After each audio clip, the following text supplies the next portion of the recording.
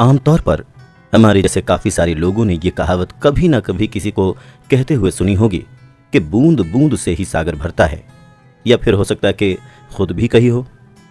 इस कहावत का आसान सा मतलब ये है कि हमारे लिए हुए छोटे छोटे कदमों से ही हम एक दिन कुछ बड़ा हासिल कर पाते हैं। लेकिन ऐसा भी नहीं है कि ये एक ही पल में कर पाना मुमकिन हो। ठीक इसी तरह हर इंसान की कुछ ऐसी आदतें भी होती हैं जिन्हें शायद थोड़ा बदलने की ज़रूरत है। लेकिन क्या कोई चाहे तो झट से एक ही दिन में अपनी उन आदतों को बदल सकता है? बिल्कुल नहीं। इन आदतों को बदलने के लिए भी छोटी छोटी कोशिशों से ही आगे बढ़ना पड़ता है। मान लीजिए कि कोई छोटा बच्चा बड़ा होकर क्रिकेटर बनना चाहता है, तो उसे उसके लिए बचपन से ही कोशिश करनी होगी। तब जाकर वो अपनी लगातार की गई कोशिशों के बाद खुद को एक सफल क्रिकेटर बना पाएगा। किसी की कोशिशों का परिणाम कई बार उसकी आदतों पर भी डिपेंड करता है। अब इन बातों से आपके मन में ये सवाल भी आ सकता है कि आखिर हम अचानक से इस बारे में चर्चा क्यों कर रहे हैं? ऐसा इसलिए क्योंकि कुकू एफएम पर इस बार हम आपके साथ एक ऐसी ही किताब पर चर्चा करने वाले हैं। कुकू एफएम के इस भाग में हम चर्चा करने वाले हैं मशहूर राइटर और मोटिवेशनल स्पीकर जेम्स क्लियर की best selling book atomic habits पर।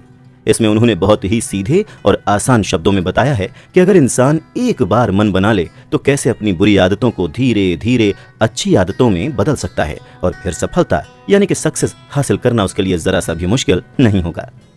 जेम्स क्लियर की इस किताब की tagline tiny changes remarkable results ही किताब में मौजूद फैक्ट्स के बारे में बहुत कुछ कह देती हैं। कैसे इंसान छोटी छोटी कोशिशें करते हुए एक बड़ा बदलाव ला सकता है। उन्होंने इस किताब में 10 ऐसी बातें बताई हैं जिनसे इंसान अपनी सफलता का रास्ता सिर्फ कुछ आदतों के जरिए तय कर सकता है। इसमें अपनी बुरी आदतों को अच्छी आदतों में बदलने, हर रोज खुद को 1% बेहतर इंसान बनाने की कोशिश करने, अपनी विल पावर और मोटिवेशन को बनाए रखने और छोटी छोटी कोशिशें करते रहने जैसी कई बातें शामिल हैं।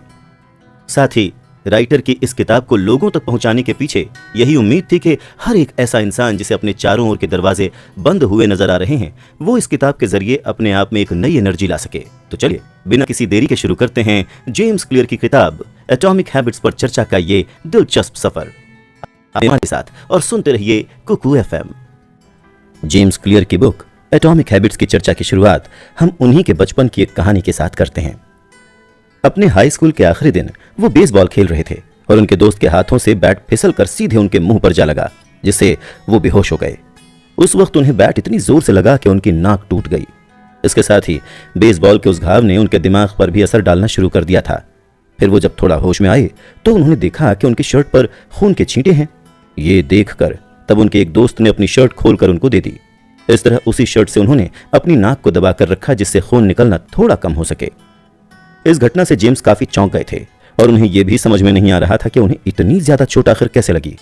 इसके बाद उनके टीचर वहां आए और उन्होंने उनको नर्स के ऑफिस तक पहुंचाया। फिर नर्स ने जेम्स से यह समझने के लिए कुछ सवाल पूछे कि उनके दिमाग पर कितना असर हुआ है। तब उन्होंने उन सारे सवालों के जवाब गलत दिए। वहीं जब तक एम्बुलेंस स्कूल पहुंची तब तक वो पूरी तरह से बेहोश हो चुके थे। हॉस्पिटल पहुंचते पहुंचते जेम्स की हालत और बिगड़ गई। अब उनके लिए सांस लेना भी मुश्किल हो रहा था। जब आसपास के हॉस्पिटल में उनका इलाज नामुमकिन लगने लगा, तब हॉस्पिटल वालों ने ही एक हेलीकॉप्टर का इंतजाम किया, जिससे उनको ओहायो के मशहूर शहर सिनसिनाटी के एक अस्पताल में ले जाया जा सके। और तब जेम्स की मां भी उनके साथ सिनसिनाटी गईं। इधर उनके पिता भी अपने बाकी बच्चों को दोस्तों के पास छोड़कर हॉस्पिटल पहुंच रहे थे। उस अस्पताल में करीब 20 डॉक्टर्स और नर्स की टीम मिलकर ऑपरेशन थिएटर में जेम्स का इलाज करने में जुट गए थे। अब इसे इत्तेफाक कहें या कुछ और, लेकिन ऐसा पहली बार नहीं था जब उनके माता पिता सिनसिनाटी के उस हॉस्पिटल में अपने बच्चे के इलाज के लिए पहुंचे हों। ठीक 10 साल पहले भी इसी जगह पर वो जेम्स की बहन को लेकर पहुंचे थे, जिसे 3 साल की उम्र से बोन मैरो में होने वाले रक्त कैंसर के लक्षण ल्यूकेमिया की बीमारी थी। उस वक्त वो केवल 5 साल के थे। फिर 2 साल के कैंसर से लड़ने के लिए दिए जाने वाले कीमोथेरेपी ट्रीटमेंट्स और बोन मैरो की जांच करने वाली बायोप्सी के बाद आखिरकार उनकी बहन बिल्कुल ठीक होकर हॉस्पिटल से निकल पाई थी। आज उनकी बहन बिल्कुल स्वस्थ थी, लेकिन 10 साल बाद एक बार फिर उसी जगह उनका भाई जिंदगी और मौत के बीच जंग लड़ रहा था। अगली सुबह जैसे ही जेम्स को होश आया और उनकी हालत में थोड़ा सुधार दिखा, तो डॉक्टर्स ने उन्हें घर जाने की इजाजत दे दी। हालांकि अभी भी उनकी नाक टूटी हुई थी, जिसका ऑपरेशन 1 हफ्ते बाद किया जाना था। आखिरकार जेम्स अपनी टूटी हुई नाक, कुछ फ्रैक्चर्स और बाईं आंख पर चोट लिए अपने घर पहुंचे। इसके बाद के कुछ महीने उनके लिए बहुत परेशानी वाले थे। उस वक्त उन्हें ठीक से कुछ दिखाई भी नहीं देता था और यही वजह थी कि वो अब थोड़ा डिप्रेस्ड या टेंशन में भी रहने लगे थे। बेसबॉल उनकी जिंदगी का एक बहुत अहम हिस्सा था, जहां उन्होंने करीब 1 साल बाद वापसी की। उनके पिता भी सेंट लुइस कार्डिनल्स की ओर से बेसबॉल खेला करते थे। हालांकि जेम्स की बेसबॉल के खेल में वापसी पहले की तरह बहुत अच्छी नहीं रही। देखते ही देखते उन्होंने अपना स्कूल खत्म किया और डेनिसन यूनिवर्सिटी में एडमिशन ले लिया। जेम्स का मानना है कि डेनिसन यूनिवर्सिटी जाना उनकी जिंदगी के कुछ अच्छे फैसलों में से एक था। वहां उन्हें बेसबॉल खेलने का मौका मिलता था और यही वो जगह थी जहां उन्होंने कुछ अच्छी आदतें भी सीखी थीं, जैसे समय पर सोना और अपने कॉलेज के कमरे को साफ सुथरा रखना। बस इन्हीं छोटी छोटी बातों से उनके अंदर का कॉन्फिडेंस भी बढ़ता जा रहा था। जेम्स की माने तो आदत किसी ऐसे रूटीन की तरह होती है जिसे हर रोज फॉलो किया जाना चाहिए। फिर जैसे जैसे उनका एक एक सेमेस्टर बीत रहा था, वो और भी छोटी छोटी नई आदतें सीख रहे थे। इसीलिए वो यही मानते हैं कि चुनौतियां इस तरह से इंसान की जिंदगी का एक हिस्सा हैं। ठीक उसी तरह कुछ अच्छी आदतों के साथ उन चुनौतियों का सामना करना भी हमारा ही काम है। बेसबॉल खेलते हुए जेम्स के साथ हुए हादसे के 6 साल बाद उन्हें डेनिसन यूनिवर्सिटी के सबसे बेहतरीन एथलीट के रूप में पहचान मिली।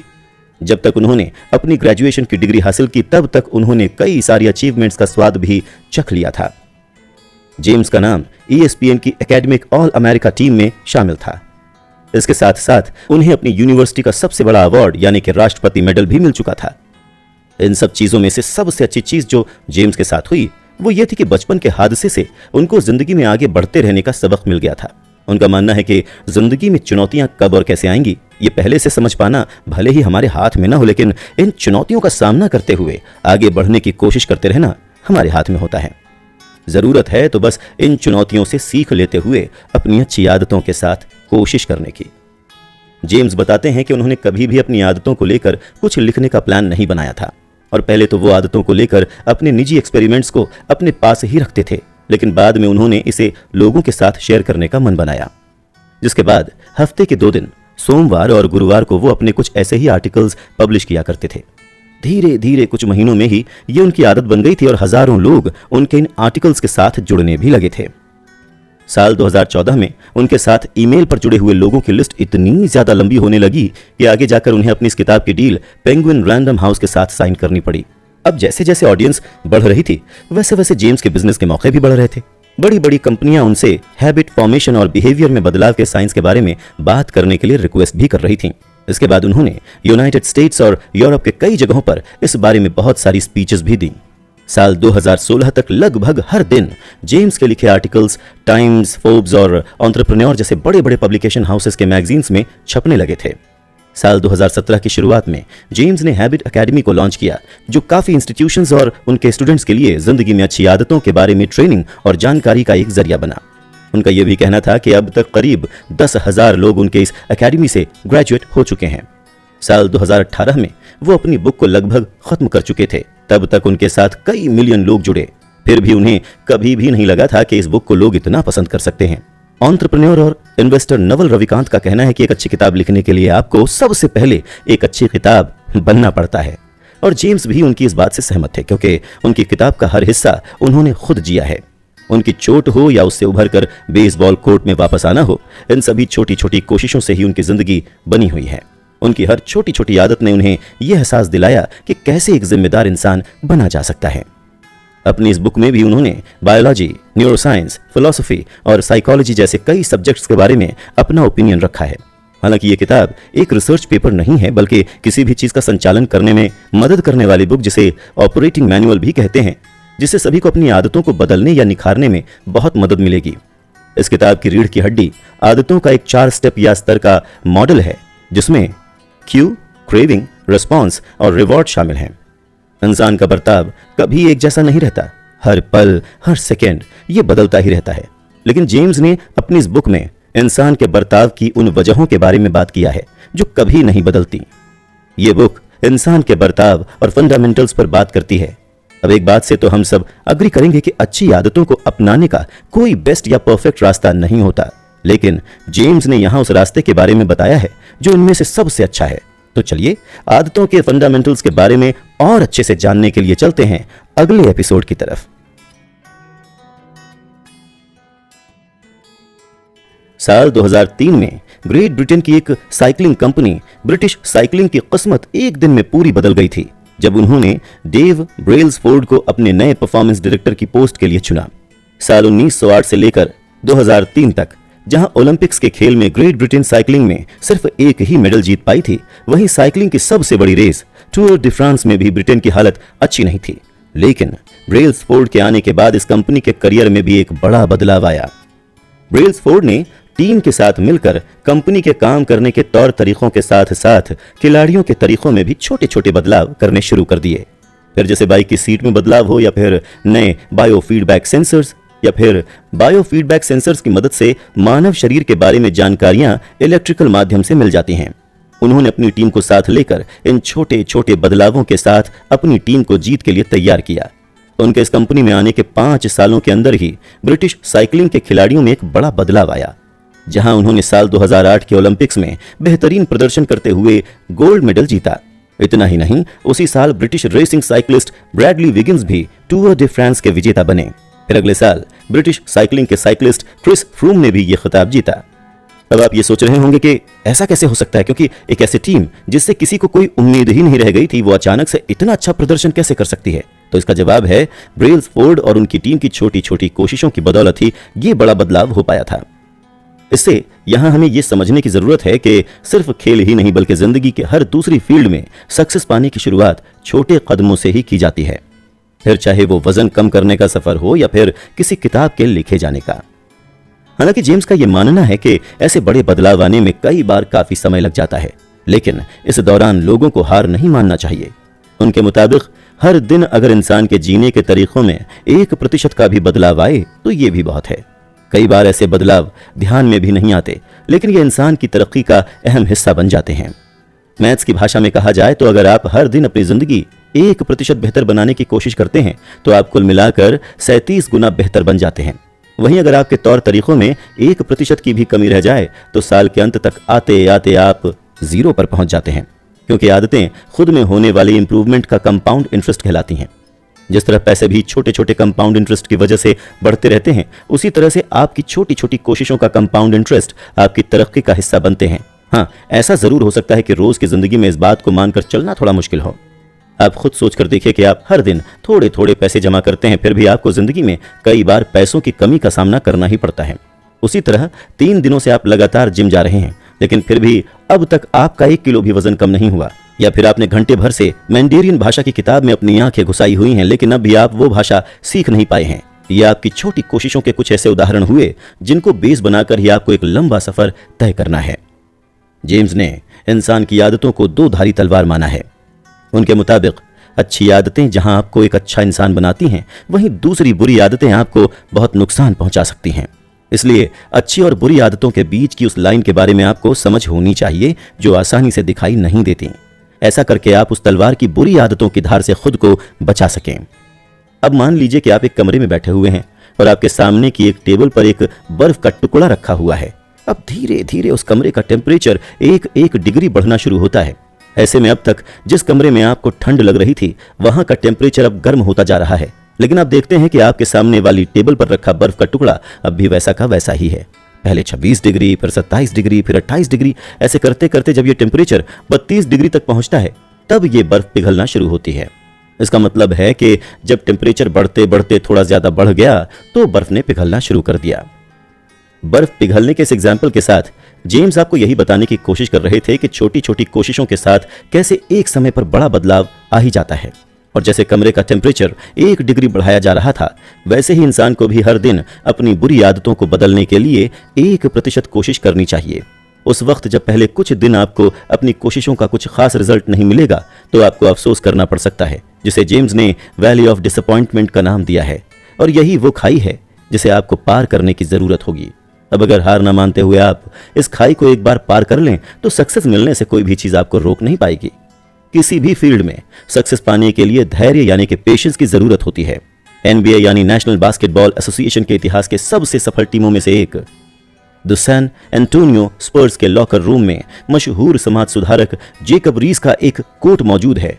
उस कोट में लिखा है, जब मुझे किसी और मदद की उम्मीद नहीं रहती तब मैं जाकर उस पत्थर काटने वाले को देखता हूं जो बार बार पत्थर पर आरी चलाता रहता है। इसका मतलब यह है कि एक पत्थर काटने वाला जिस तरह से करीब 100 बार पत्थर पर वार करता है, उसी तरह इंसान को भी सक्सेस पाने से पहले कई कोशिशें करनी पड़ती हैं। ऐसे वक्त में अगर इंसान हार मान लेता है तो वो बीच रास्ते में ही रुक जाता है, और जो हार नहीं मानता वो इस रास्ते को पार कर लेता है। किसी भी इंसान को अपना गोल या टारगेट हासिल करने के लिए कभी कभार उस गोल तक पहुंचने के रास्ते को भी सही करना पड़ता है। मान लीजिए अगर कोई इंसान किसी खेल में या टीम का कोच है तो उसका केवल एक ही टारगेट ये नहीं होना चाहिए कि वो अपनी टीम को चैंपियनशिप कैसे जिताए, बल्कि कोशिश ये भी होनी चाहिए कि चैंपियनशिप जीतने की उनकी कोशिश का हर हिस्सा सही हो।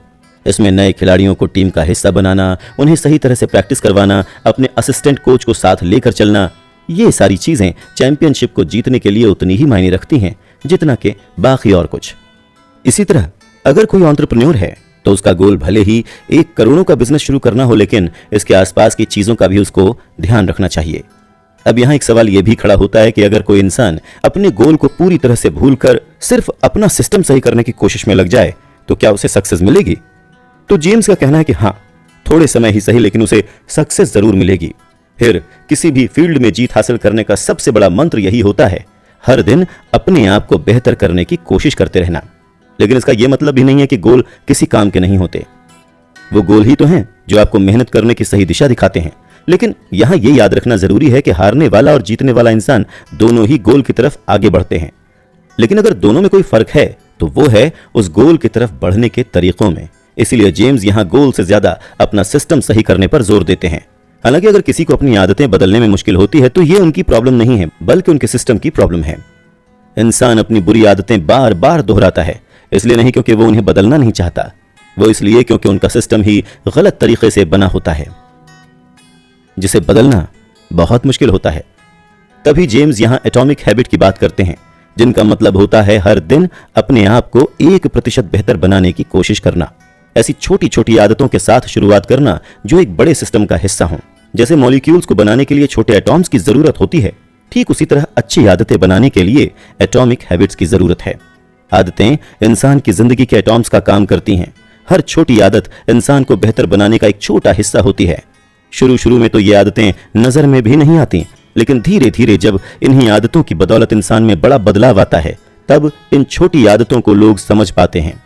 अगर कुल मिलाकर कहा जाए तो एटॉमिक हैबिट की डेफिनेशन यही है कि आमतौर पर की जाने वाली वो चीजें जो बहुत छोटी और आसान होती हैं, लेकिन बाद में जाकर इंसान की जिंदगी पर एक गहरा असर डालती हैं। क्या कभी आपने सोचा है कि बुरी आदतों को बार बार दोहराना इतना आसान क्यों होता है, जबकि अच्छी आदतों को बनाए रख पाना उतना ही मुश्किल? तो पहले कुछ दिन जब इंसान अपनी अच्छी आदतों को लगातार बनाए रखने की कोशिश करता है तो ये काम उसके लिए बहुत मुश्किल होता है। ऐसे में कई बार इंसान का मोटिवेशन कम होने लगता है और एक्सरसाइज, कुकिंग, मेडिटेशन जैसी कई आदतें 1 या 2 दिन के बाद लोगों को झंझट लगने लगती हैं। लेकिन एक बार जब इंसान इन चीजों को अपनी आदत बना लेता है, तब ये आदतें हमेशा के लिए उनके साथ रह जाती हैं। कभी कभी जिन आदतों से लोगों को शुरू में बहुत परेशानी होती है, आगे जाकर वही आदतें उनके लिए सही साबित होती हैं। जेम्स की माने तो आदतों का बदलना 2 वजहों से बहुत मुश्किल लगने लगता है। पहला ये कि इंसान हमेशा गलत चीजों को ही बदलने की कोशिश करता है, और दूसरी वजह ये कि उस चीज को गलत तरीके से बदलने की कोशिश होती रहती है, और इस वजह से इसका कोई अच्छा या सही रिजल्ट नहीं निकल पाता। जेम्स ने अपनी इस किताब में बिहेवियर बदलने के लिए 3 लेवल्स के बारे में बात की है। पहला, अपने रिजल्ट्स को बदलने की कोशिश करना। वहीं दूसरा है अपने तरीके और प्रोसेस को बदलने की कोशिश करना। इसके बाद आता है तीसरा और सबसे इंपॉर्टेंट लेवल, यानी अपनी पहचान को बदलने की कोशिश करना।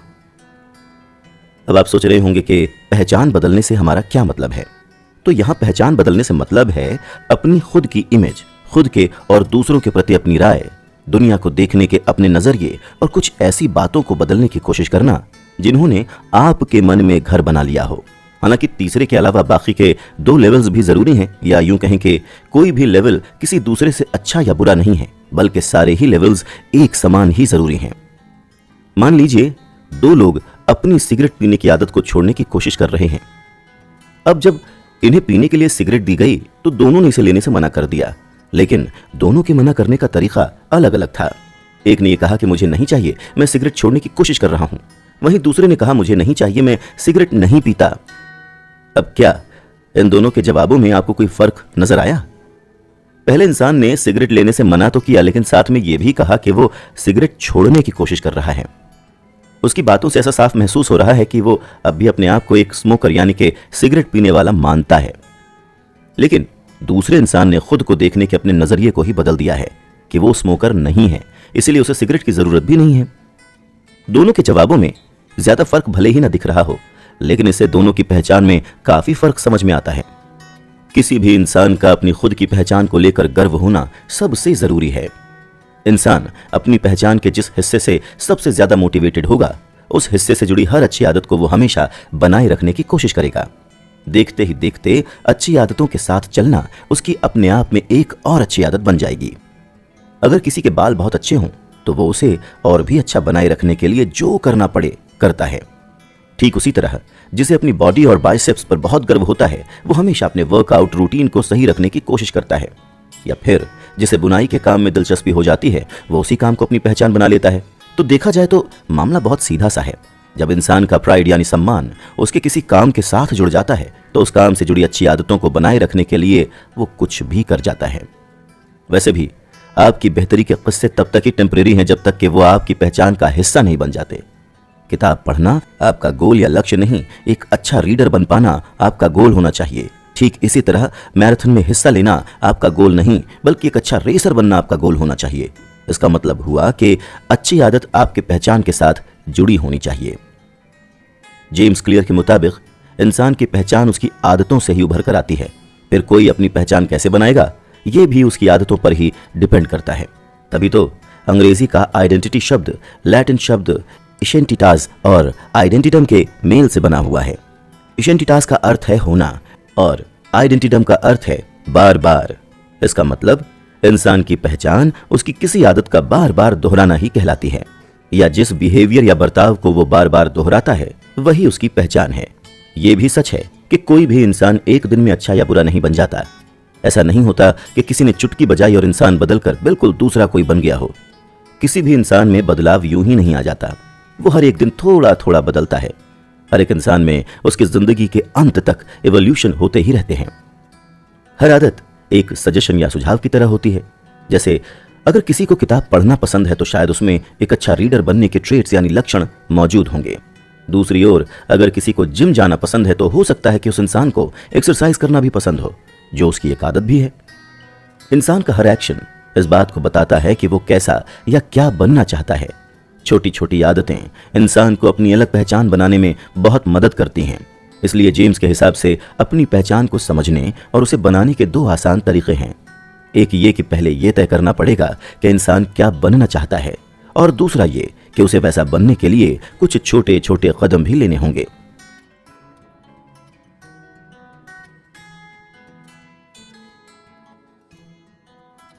हालांकि जेम्स क्लियर पहले ऐसे इंसान नहीं हैं जिन्होंने आदतों को लेकर बात करने की सोची हो।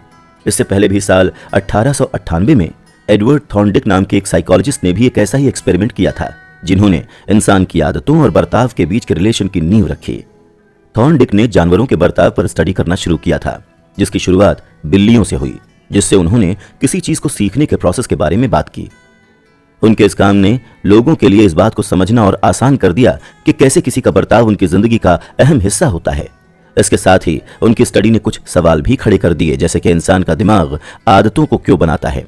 तो इस बात को समझें कि किसी भी इंसान की आदत एक ही चीज को बार बार दोहराने से बनती है, फिर चाहे वो अच्छी हो या बुरी।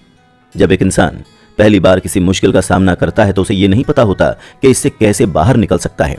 उस वक्त इंसान हर पैंतरा या तरीका आजमाने की कोशिश करता हुआ बस आगे बढ़ता है, और इस दौरान उसके दिमाग के अंदर होने वाली हरकतें, जिन्हें न्यूरोलॉजिकल एक्टिविटीज कहा जाता है, वो भी काफी ज्यादा हो जाती हैं। फिर वो बहुत सोच समझकर अपना हर एक कदम उठाने की कोशिश करता है, इसलिए दिमाग की एक्टिविटीज भी तेज हो जाती हैं। वहीं जब काफी कोशिशों के बाद इंसान को सक्सेस मिल जाती है तो उसका दिमाग उस कड़ी या वजह को ढूंढने की कोशिश करने लगता है जिस वजह से ये सफलता मिली। जब इंसान एक ही मुश्किल का सामना बार बार करता है तो उस वक्त ब्रेन यानी कि दिमाग भी हर बार एक्टिव होकर काम करता है। तभी तो बिहेवियरल साइंटिस्ट जेसन रेहा ने लिखा था कि आदतें हमारे आसपास में होने वाली मुश्किलों तक पहुंचने का एक बहुत ही सीधा और आसान सा तरीका है। जैसे जैसे आदतें बनने लगती हैं, दिमाग की एक्टिविटी भी कम होने लगती है। आदतें वो दिमागी शॉर्टकट्स हैं जो किसी इंसान के खुद के एक्सपीरियंस से बनती हैं, और इसके बनने के पूरे प्रोसेस को 4 हिस्सों में बांटा जा सकता है, यानी कि क्यू यानी इशारा, क्रेविंग यानी चाह, रिस्पॉन्स यानी कि प्रतिक्रिया, और रिवॉर्ड यानी कि नतीजा। अब जब किसी भी आदत को इन 4 हिस्सों में बांट दिया जाता है तो इसके बारे में समझने में और आसानी हो जाती है। यहां तक कि हर आदत की रीढ़ की हड्डी या बेस इन्हीं 4 हिस्सों से बनी होती है। अब चलिए एक एक करके हम इन पर चर्चा करते हैं। तो पहला हिस्सा है क्यू यानी कि इशारा। ये इशारा ही है जो इंसान के दिमाग में किसी बर्ताव या बिहेवियर की शुरुआत के लिए जिम्मेदार होता है। ऐसे में इंसान का दिमाग हमेशा अपने अंदर और बाहर के माहौल या एनवायरनमेंट में ऐसे इशारे ढूंढता रहता है जिससे उसे कोई अच्छा नतीजा मिल सके। और जब उसे ऐसा कोई इशारा मिल जाता है कि नतीजा आसपास ही है, तब आता है दूसरा हिस्सा यानी कि क्रेविंग या तीव्र इच्छा। किसी भी आदत के पीछे की मोटिवेशनल फोर्स यही क्रेविंग होती है, क्योंकि किसी तीव्र इच्छा के बिना दिमाग आगे बढ़ना ही नहीं चाहता। हालांकि इंसान उस आदत के लिए नहीं तड़पता, वो तो तड़पता है उससे होने वाले असर के लिए। जैसे अगर किसी को बहुत ज्यादा सिगरेट पीने की लत लगी हो, जिसे आम भाषा में चेन स्मोकर कहते हैं, तो वो सिगरेट पीने के लिए नहीं तड़पता है, बल्कि सिगरेट पीने के बाद उसे जो राहत मिलती है वो उसके लिए तड़प रहा होता है। यह इंसान इसलिए सुबह मुंह धुलकर ब्रश करने के लिए तड़पता है क्योंकि उससे उसका मुंह साफ होता है और ये उसके लिए एक राहत की बात होती है। जेम्स का यह भी कहना है कि हर इंसान में क्रेविंग का लेवल और उसका असर अलग अलग होता है। ऐसा जरूरी नहीं है कि हर इंसान किसी इशारे से एक ही तरह का मोटिवेशन ले, क्योंकि किसी भी इंसान की सोच, उसकी फीलिंग्स या भावना और इमोशंस मिलकर किसी इशारे को उनके लिए सिग्नल या इशारा बनाते हैं जो उसके काम आ सकता है। तीसरा हिस्सा है रिस्पॉन्स यानी कि प्रतिक्रिया। अब जैसा इंसान रिएक्ट करता है या प्रतिक्रिया देगा, वही उसकी असल आदत होती है। फिर कोई रिस्पॉन्स मिलता है या नहीं, यह भी इस बात पर डिपेंड करता है कि वो इंसान अपने बिहेवियर से कितना मोटिवेटेड महसूस करता है। हालांकि ये इस बात पर भी निर्भर करता है कि वो इंसान उसे रिएक्शन देने में कितना केपेबल या सक्षम है। मान लीजिए अगर कोई बास्केटबॉल खेल रहा है लेकिन वो बॉल को बास्केट तक नहीं ले जा पा रहा है, तो फिर ऐसे में 1000 कोशिशों के बाद भी वो कभी इस खेल में सफल नहीं हो पाएगा। अंत में अब बारी है चौथे और आखिरी हिस्से की, जिसे कहा जाता है नतीजा या रिवॉर्ड। रिस्पॉन्स जिस तरह का होता है उसका रिवॉर्ड भी उसी तरह का मिलता है। वहीं किसी भी आदत के लक्ष्य तक पहुंचने का सबसे आखिरी कदम रिवॉर्ड ही होता है। और ये रिवॉर्ड किसी भी इंसान को 2 चीजें देता है, एक तो संतोष यानी कि सेटिस्फैक्शन, और दूसरा शिक्षा यानी लेसन। जेम्स का मानना है कि इन 4 हिस्सों को ज्यादातर 2 हिस्सों में बांट दिया जाता है, एक जिसे प्रॉब्लम यानी समस्या का फेज कहते हैं और दूसरा जिसे सोल्यूशन यानी हल का फेज कहते हैं। क्यू और क्रेविंग प्रॉब्लम के फेज में शामिल हैं और बाकी के 2 हिस्से रिस्पॉन्स और रिवॉर्ड सोल्यूशन के फेज में हैं। तो अब आगे जाकर हम बिहेवियर चेंज के 4 नियमों के बारे में और भी अच्छे से चर्चा करेंगे। साथ ही ये भी समझेंगे कि इन नियमों को उन्होंने इस मंशा से बनाया था जिससे अच्छी आदतों का पैटर्न तैयार करते हुए बुरी आदतों के पैटर्न को तोड़ा जा सके। उनका यह भी मानना है कि इन 4 में से हर एक नियम अपने आप में इंसान के बर्ताव पर असर डालते हैं। इस बारे में और भी जानने के लिए अब चलते हैं अगले एपिसोड की ओर। बिहेवियर चेंज के पहले नियम के बारे में आगे बात करने से पहले आइए अब हम आपको एक मशहूर साइकोलॉजिस्ट गैरी क्लेंट से जुड़ी एक कहानी बताते हैं। गैरी ने यह कहानी जेम्स के साथ शेयर की थी, जो एक औरत के बारे में है और वो सालों से एक नर्स, जिसे अंग्रेजी में पैरामेडिक भी कहा जाता है, उसकी नौकरी करती आ रही हैं। एक बार जब वो अपने परिवार के एक गेट टुगेदर यानी फंक्शन में पहुंचती हैं, तो उनकी नजर सीधे उनके ससुर पर पड़ती है। उन्हें देखते ही वो उनसे कहती हैं कि आपकी तबीयत ठीक नहीं लग रही है। इस पर वो कहते हैं कि नहीं, वो बिल्कुल ठीक हैं। साथ ही मजाक में वो ये भी कहते हैं कि दिख तो तुम भी कुछ खास नहीं रही हो। फिर भी उनकी बहू जिद पर अड़ी रहती है कि उन्हें एक बार डॉक्टर के पास चलना चाहिए। इसके कुछ घंटों के बाद पता चलता है कि उस महिला के ससुर की सर्जरी चल रही है। कुछ देर पहले हुए एक टेस्ट में यह सामने आया था कि उनके शरीर के अलग अलग हिस्सों में खून पहुंचाने वाली नाड़ी, जिसे आर्टरी कहा जाता है, उसमें एक ब्लॉकेज है जिसे जल्दी से हटाना जरूरी है। अब सोचिए कि अगर उनकी बहू को गेट टुगेदर में वो अनुमान नहीं होता तो शायद आज उनके ससुर जिंदा नहीं होते। हालांकि ये कह पाना तो बहुत मुश्किल है कि आखिर क्या देखकर उन्हें उनके ससुर की तबीयत खराब लगी, लेकिन इस फील्ड में काम करने की वजह से उन्हें इतना यकीन था कि कुछ तो गड़बड़ है। ऐसी ही कई कहानियां कुछ दूसरी फील्ड्स में भी सुनी गई हैं। जैसे सेना में काम करने वाला वो इंसान जिसके पास ये जिम्मेदारी होती है कि दुश्मन देशों के मिसाइल हमला न कर सकें, उसे मिलिट्री एनालिस्ट कहते हैं। वो मिसाइलों की गतिविधियां देखने वाली स्क्रीन, जिसे रडार भी कह सकते हैं, वो अपने और दुश्मन की मिसाइल को बहुत आसानी से पहचान लेता है। जबकि दोनों की स्पीड और देखने में वो काफी हद तक एक जैसे ही होते हैं। इराक देश की सेना को उनके ही शहर कुवैत से बाहर निकालने के लिए अमेरिका, सोवियत संघ सहित करीब 34 राष्ट्रों के बीच लड़े गए गल्फ वॉर के वक्त यूनाइटेड स्टेट्स, जिसे हम आमतौर पर अमेरिका भी कहते हैं, उनकी सेना के लेफ्टिनेंट कमांडर मिशेल रिले ने एक पूरे बैटलशिप, जिसे आम भाषा में युद्ध जहाज कहा जाता है, उसे इसी तरह से बचाया था। उस वक्त बैटलशिप का हर एक प्लेन दुश्मन सेना के प्लेन के जैसा ही दिख रहा था। इसके बावजूद भी उन्होंने उन्हीं प्लेन्स को नुकसान पहुंचाया जो दुश्मन सेना के थे।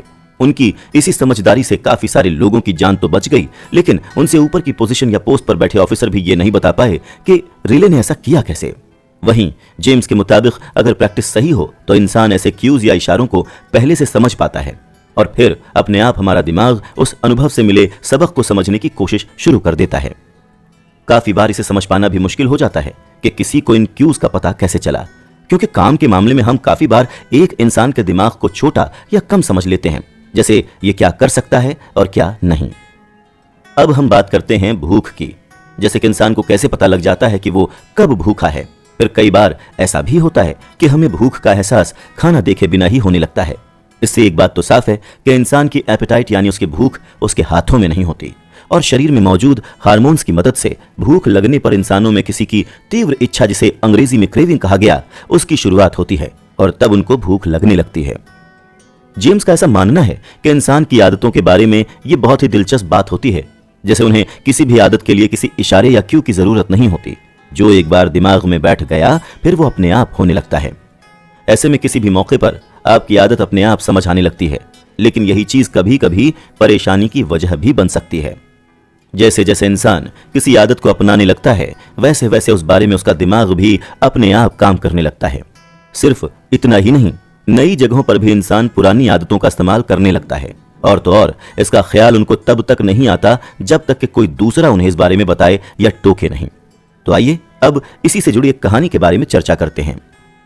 जेम्स जब इस बुक के बारे में रिसर्च कर रहे थे तब उनके सामने एक ऐसी औरत की घटना सामने आई जो पहले एक प्री स्कूल टीचर थीं और अब कॉर्पोरेट फील्ड में हैं। अब वो काफी बड़े बड़े लोगों के साथ काम कर रही थीं, फिर भी बार बार अपने साथियों या कलीग्स को पूछती रहती कि खाना खाने से पहले और बाथरूम जाने के बाद उन्होंने अपने हाथ धोए हैं या नहीं। वो ये सवाल हर बार जानबूझकर नहीं पूछती थीं। ये उनकी वो आदत थी जो स्कूल में काम करते वक्त हो गई थी। जब वो अपने साथियों से ये पूछती थीं तो उस वक्त उनका नॉन कॉन्शियस दिमाग काम कर रहा होता था।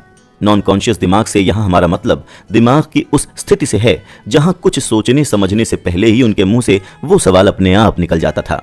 ऐसे ही धीरे धीरे ये क्यूज इंसान की जिंदगी का वो हिस्सा बन जाते हैं जो दिखाई नहीं देते। इसीलिए उनको अपने बर्ताव को बदलने का सिलसिला काफी ध्यान से शुरू करने की जरूरत होती है। नई आदतों को अपनाने से पहले पुरानी आदतों को काबू करने की जरूरत होती है, फिर चाहे वो अच्छी हो या बुरी, क्योंकि कई बार एक अच्छी आदत भी हर जगह एक तरह से काम नहीं करती है। फिर अगर कोई इंसान किसी एक आदत को पूरी तरह से अपना लेता है तो उसमें बदलाव लाना बहुत मुश्किल हो जाता है। साइकोलॉजिस्ट कार्ल जंग ने भी कहा था कि जब तक आप अपने अनकॉन्शियस दिमाग को फोकस या कॉन्शियस ना बना सको तब तक वही आपकी जिंदगी को चलाएगी और आप उसे किस्मत का नाम देते रहेंगे।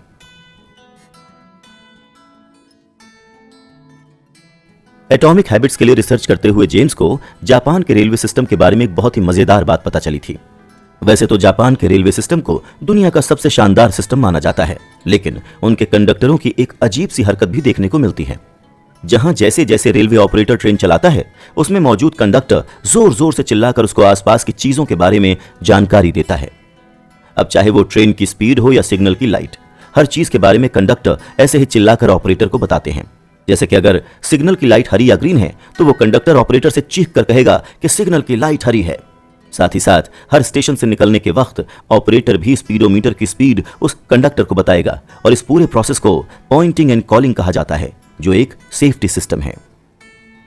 पॉइंटिंग एंड कॉलिंग को अक्सर होने वाली गलतियां कम करने और उनसे होने वाले हादसों से लोगों को बचाने के लिए डिजाइन किया गया था। यह सुनने में या देखने में भले ही थोड़ा अजीब लगे, लेकिन काम बहुत बेहतरीन तरीके से करता है। ऐसा भी देखा गया है कि पॉइंटिंग एंड कॉलिंग तरीके के इस्तेमाल के बाद गलतियां होने की संभावना लगभग 85% कम हुई है। जापान के अलावा न्यूयॉर्क सिटी में मेट्रोपॉलिटन ट्रांसपोर्टेशन अथॉरिटी यानी एमटीए के बनाए हुए रास्तों यानी सबवे ने भी इस सिस्टम को लागू किया था, जिसकी बनावट इससे थोड़ी बेहतर मानी जाती है। इसका नाम पॉइंट ओनली था और इसको लागू करने के सिर्फ 2 सालों में सबवे पर एक्सीडेंट्स की घटनाएं 57% तक घट गईं। अब समझने वाली बात यह थी कि पॉइंटिंग एंड कॉलिंग सिस्टम ने इतना अच्छा काम इसलिए किया क्योंकि इसमें कंडक्टर और ऑपरेटर एक दूसरे के अनकॉन्शियस दिमाग को चिल्लाकर कॉन्शियस मोड में ले आते थे। साल 2001 की बात है जब ग्रेट ब्रिटेन में रिसर्च करने वाले करीब 248 लोगों के साथ 2 हफ्ते का एक कोर्स शुरू किया गया। इस कोर्स में वो सभी एक दूसरे में एक्सरसाइज की अच्छी आदतें तैयार करने की कोशिश करने वाले थे। इसके बाद कोर्स के सब्जेक्ट्स को 3 हिस्सों में बांट दिया गया। इनमें से पहला था कंट्रोल ग्रुप, जिनको सिर्फ इस बात की जानकारी रखनी थी कि वो कैसे एक्सरसाइज कर रहे हैं। दूसरे ग्रुप को मोटिवेशन ग्रुप कहा गया। उनका काम सिर्फ खुद वर्कआउट करना नहीं था, बल्कि साथ ही साथ कुछ ऐसी किताबों को पढ़ना था जिससे उन्हें इस सब्जेक्ट से कोई फायदा हो। रिसर्चर्स ने इस ग्रुप को यह भी बताया कि एक्सरसाइज कैसे दिल की बीमारियां कम करने में मदद करती है। अब तीसरे ग्रुप में ऐसे लोग थे जिन्हें दूसरे ग्रुप के जैसा ही प्रेजेंटेशन दिया गया था। हालांकि इस ग्रुप के लोगों को यह भी बताया गया कि कैसे वो वर्कआउट का प्लान बनाएंगे, जिसमें इस बात की भी जानकारी होनी जरूरी होगी कि यह वर्कआउट कब और कहां किया जाने वाला है। और फिर तीसरे ग्रुप के लोगों ने भी वैसा ही किया। 2 हफ्तों के बाद के नतीजों में पाया गया कि जहां पहले और दूसरे ग्रुप के 35% लोगों ने हफ्ते में 1 बार वर्कआउट किया, वहीं तीसरे ग्रुप के 91% लोगों ने हफ्ते में 1 बार वर्कआउट किया। सिर्फ इतना ही नहीं, बल्कि इसी तरह की कई स्टडीज ने यह भी बताया है कि समय और जगह की किसी आदत को अपनाने के मामले में एक अहम भागीदारी होती है, और जब यह तय होती है तो फिर किसी नई चीज को शुरू करने या नई आदत को अपनाने के लिए किसी दूसरे इंस्पिरेशन की जरूरत नहीं पड़ती। फिलहाल एक और प्रोसेस है जिसके बारे में यहां बात करना जरूरी है। इसे कहते हैं हैबिट स्टेकिंग, जिसकी जानकारी मशहूर फ्रेंच फिलोसोफर डेनिस डाइड्रॉट से जुड़ी एक घटना से मिली थी। डाइड्रॉट ने अपनी जिंदगी का लगभग पूरा हिस्सा गरीबी में ही बिताया था, लेकिन अचानक से साल 1765 के एक दिन सब कुछ बदल गया। एक वक्त जब डाइड्रॉट की बेटी की शादी होने वाली थी तो उस खर्च को उठाने के पैसे तक उनके पास नहीं थे। हालांकि डाइड्रॉट भले ही गरीब हों, लेकिन वो लोगों के बीच अपनी लिखी किताब एनसाइक्लोपीडिया के लिए मशहूर थे। जब रशिया की रानी कैथरीन द ग्रेट को डाइड्रॉट की हालत के बारे में पता चला तो उनको बहुत दया आई। रानी को किताबें पढ़ने का बहुत शौक तो था ही, लेकिन डाइड्रॉट की किताब उन्हें बहुत खास पसंद आई थी, क्योंकि उनको किताबें पढ़ने का बहुत शौक था और उन्होंने डाइड्रॉट की किताब को खूब पसंद भी किया था। उस वक्त कैथरीन ने करीब $1000 में डाइड्रॉट की अपनी लाइब्रेरी खरीद ली, जिससे उनके पास अचानक से बहुत पैसा आ गया। इसके बाद उन्होंने अपनी बेटी की शादी करवाई और साथ ही एक स्कारलेट रोब भी खरीदा। स्कारलेट रोब लाल रंग के उस जैकेट को कहा जाता है जिसे ईसाई धर्म के लोग पहनते हैं। इसको खरीदने के बाद डाइड्रॉट को लगा कि उन्हें इससे मिलती जुलती हुई कुछ और चीजें भी खरीदने की जरूरत है। उनका ऐसा बर्ताव बिल्कुल आम बात थी, और एक चीज को खरीदने के बाद उससे जुड़ी किसी और चीज को खरीदने की चाहत को डाइड्रॉट इफेक्ट भी कहा जाता है। किसी नई चीज को खरीदने के बाद दिमाग में एक स्पाइरल इफेक्ट होता है, जहां आपको और भी चीजें खरीदने का मन होने लगेगा। तभी तो आमतौर पर लड़कियां एक ड्रेस खरीदने के बाद उनसे मिलते जुलते जूते और गहने भी खरीदती हैं, या फिर एक सोफा खरीदने के बाद इंसान का मन उसके पूरे लिविंग रूम को बदलने का होने लगता है। जेम्स का मानना है कि ऐसा व्यवहार कई लोगों में देखने को मिलता है। इंसान का हर एक कदम एक क्यों पैदा करता है, जिससे वो एक और कदम बढ़ाता है। जब नई आदत अपनाने की बात आती है तो कोई भी अपने व्यवहार या बर्ताव के इस जुड़ाव का फायदा उठा सकता है। ऐसे में हमें सबसे नीचे एक आदत, उसके ऊपर कुछ दिन पहले अपनाई हुई आदत और सबसे ऊपर नई आदत रखनी है, और इसी को हैबिट स्टेकिंग कहा जाता है। ऐसा करके कोई भी इंसान एक के बाद एक कई सारी अच्छी आदतों को एक बार में अपना सकता है। अब जैसे कि अगर कोई मेडिटेशन यानी ध्यान करता है तो वो हैबिट स्टेकिंग किस तरह से कर सकता है, तो वो ये प्लान कर सकता है कि हर सुबह पहले मैं 1 कप कॉफी पीऊंगा, फिर 2 मिनट मेडिटेशन करूंगा, उसके बाद वर्कआउट के कपड़े पहनकर वर्कआउट भी करूंगा और नहाकर ऑफिस चला जाऊंगा। देखिए कैसे खुद ब खुद एक इंसान की अच्छी आदतें इकट्ठा होती जा रही हैं। फिलहाल इस एपिसोड में तो आपने बिहेवियर चेंज के 4 नियमों में से पहले नियम को जाना। अब दूसरे नियम के बारे में जानने के लिए आइए चलते हैं एटॉमिक हैबिट्स की बुक समरी के अगले एपिसोड की ओर। अच्छी आदतों को अपनाने के लिए खुद पर काबू होने का एक बहुत बड़ा रोल होता है, जिसे सेल्फ कंट्रोल कहा जाता है, यानी कि खुद पर काबू रखना। इस एपिसोड की शुरुआत भी हम इसी सेल्फ कंट्रोल की कहानी के साथ करने वाले हैं।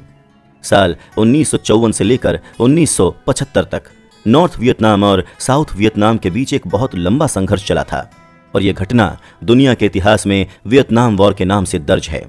इसमें सोवियत यूनियन नॉर्थ वियतनाम की मदद कर रहे थे और यूनाइटेड स्टेट्स साउथ वियतनाम की।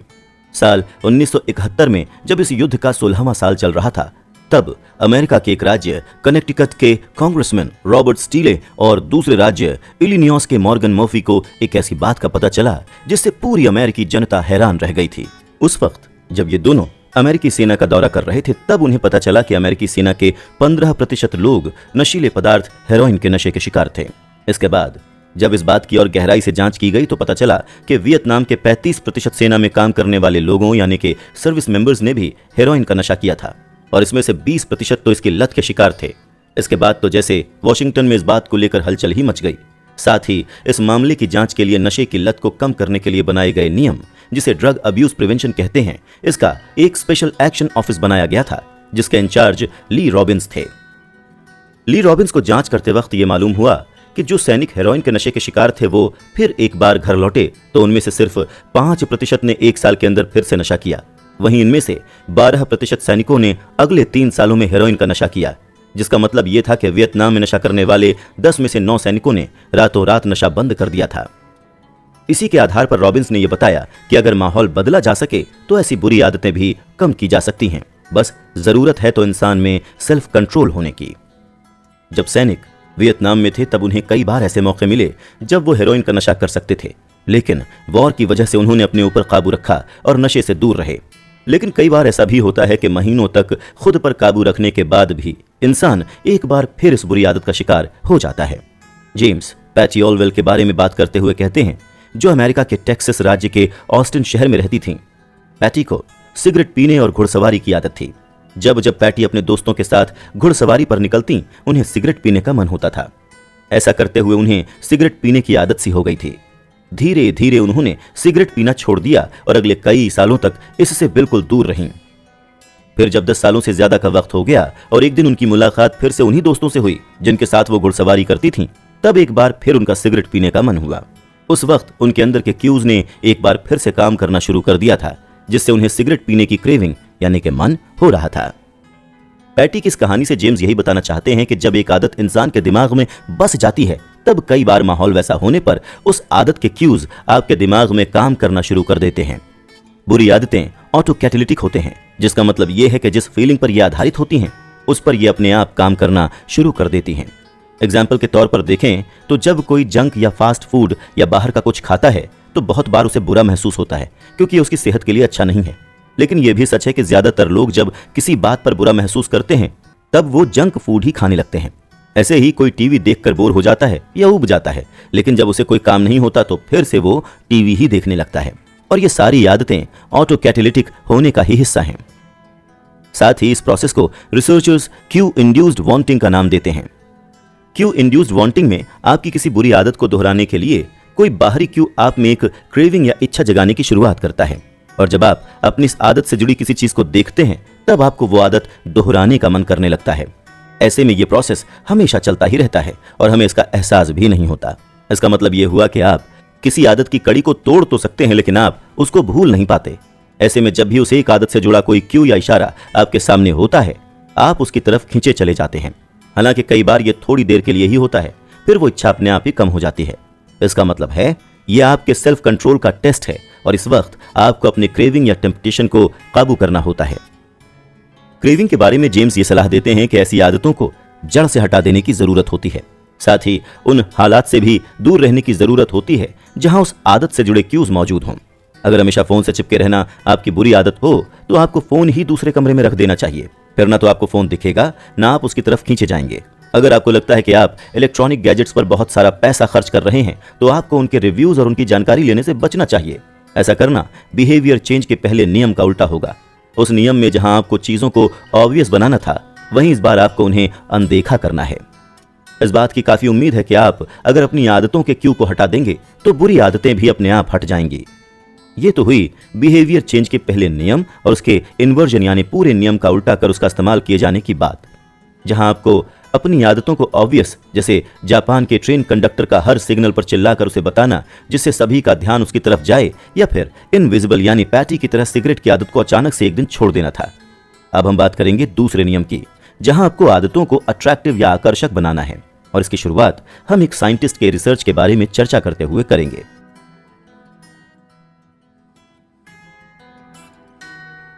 सन 1940 के दशक में मशहूर डच साइंटिस्ट निको टिम्बर्गन ने कई एक्सपेरिमेंट्स किए थे जो हमारी इस समझ को बदल सकते हैं कि वो कौन सी चीजें हैं जो हमें मोटिवेट करती हैं या हमारा उत्साह बढ़ाती हैं। टिम्बर्गन को अपने इस एक्सपेरिमेंट के लिए मानव जाति के कल्याण के लिए काम करने वालों को दिए जाने वाला सम्मान, जिसे आम भाषा में नोबेल प्राइज कहा जाता है, वो भी मिला था। जिन्होंने हेरिंग गल्स के बारे में रिसर्च किया था। हेरिंग गल्स नॉर्थ अमेरिका के समुद्री तट पर देखे जाने वाले पक्षियों को कहा जाता है। टिम्बर्गन को हेरिंग गल्स के बारे में रिसर्च करते हुए एक बहुत ही मजेदार बात पता चली थी।